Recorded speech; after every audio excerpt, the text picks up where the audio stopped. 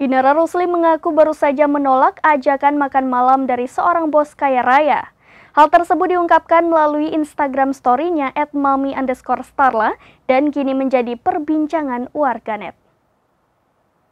Selebritis Inara Rusli mengaku dirinya baru saja menolak ajakan makan malam dari seorang bos kaya raya. Adapun Inara Rusli mengungkapkannya melalui Instagram story-nya @mami_starla dan diunggah kembali oleh akun @lambeturah. Terlihat Inara menunjukkan sebuah tangkapan layar berisi chat dengan seorang yang mengaku bawahan bos. Dalam chat tersebut tampak Inara diajak makan malam bersama dan akan mendapatkan bayaran yang sesuai dengan keinginannya. Tanpa ragu Inara Rusli pun langsung menolak ajakan tersebut. Postingan itu lantas mengundang komentar netizen, namun tak sedikit yang justru memberikan hujatan kepada Inara. Bukan tanpa sebab, hal itu lantaran netizen menganggap Inara Rusli terlalu sombong.